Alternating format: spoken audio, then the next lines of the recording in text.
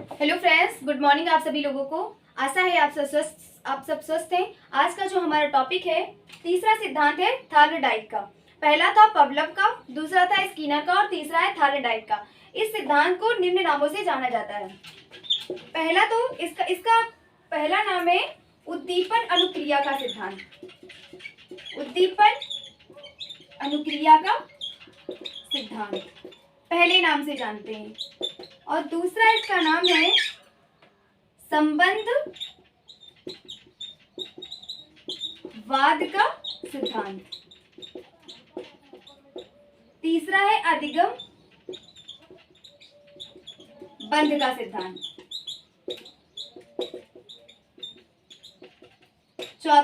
चौथा है प्रयत्नवा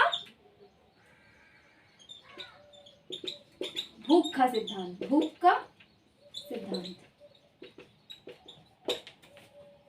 पहला था उद्दीपन अनुक्रिया का सिद्धांत, दूसरा है संबंध वाद का स्थान, तीसरा है अधिगम बंध का सिद्धांत, प्रयत्नवा भूखा का सिद्धांत। इसका एक सिद्धांत आ सकता है उद्दीपन अनुक्रिया का जो सिद्धांत है, इन्होंने इस पर बनाया है, इससे संबंध इस पर बनाया हुआ है, अपना प्रयोग किया हुआ है।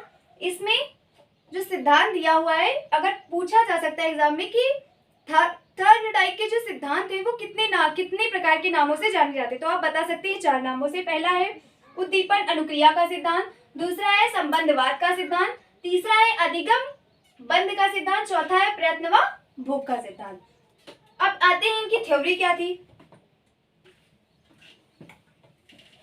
थार्नडाइक की जो अवधारणा है वो किससे रिलेटेड है? अधिगम से।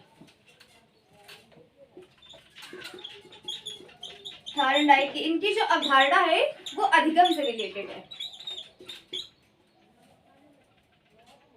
अधिगम से बनी हुई है और इस अवधारणा की रिलेटेड किस पे?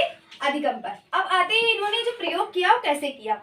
वो जो प्रयोग था, इन्होंने प्रयोग कई जानवरों पर किया, बहुत सारे एनिमल्स पर किया इन्होंने, लेकिन पूर्ण रूप से जो सिद्ध हो पाया वो कैट पर सिद्ध हो पाया, यानी बिल्ली पर उन्होंने सिद्ध किया। कैसे सिद्ध किया?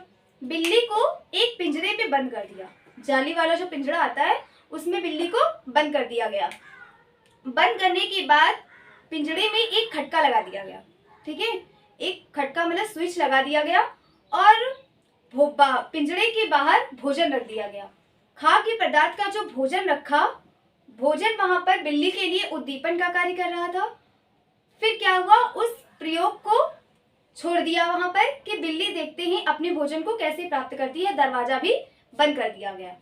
फिर बिल्ली उस पे उछल कूद कर रही थी, लेकिन पिंजरे से बाहर नहीं आ पाई। फिर धीरे धीरे समय बीतता गया, 10, 5, 1 घंटे, 1.5 घंटे बीत गए।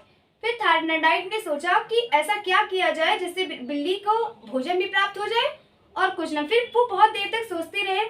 फिर उन्होंने सोचा कि 1-1.5 घंटे और वेट कर लेते हैं, मतलब 1-1.5 घंटे और देख लेते हैं कि बिल्ली अपना भोजन कब प्राप्त करती है।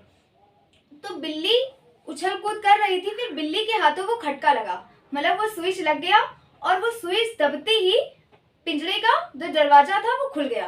पिंजरे का जब दरवाजा खुला तो बिल्ली झट से बाहर आई और अपना भोजन प्राप्त किया। तो वहां पर थार्नडाइक ने सिद्ध कर दिया कि अगर पिंजरे में किसी प्रकार की कोई ऐसी चीज लगा दी जाए जिससे बिल्ली भोजन भी प्राप्त कर सके और भोजन जो है बिल्ली के लिए उद्दीपन का कार्य भी कर सके। यहाँ पर बिल्ली ने भोजन प्राप्त तो किया, बिल्ली ने भोजन प्राप्त किया, और वो जो भोजन था हमारा वो वहां पर उद्दीपन का कार्य कर रहा है, उद्दीपन का कार्य किया। और थार्नडाइक ने यह थ्योरी, मतलब इस प्रिंसिपल को सिद्ध कर दिया कि जो थ्योरी है वो उद्दीपन अनुक्रिया के सिद्धांत कहलाने लायक है, और पूर्ण रूप से यानी कैट बिल्ली पर पूरा सिद्धांत अपना दे दिया। आज इस सिद्धांत को डीएड स्पेशल एजुकेशन में पढ़ा जाता है। जो यूनिट इसकी है 3.2, इसमें बहुत ज्यादा सिद्धांत है, लेकिन थार्नडाइक, पवलव और स्किनर, ये 3 सिद्धांत ऐसे हैं जो एग्जाम में हर बार पूछे जाते हैं। सिद्धांत की विशेषताएं और इनके प्रिंसिपल अच्छे से पूछे जाते हैं। आज के वीडियो में मैंने आप लोगों को थार्नडाइक का एक अच्छा सा सिद्धांत बताया।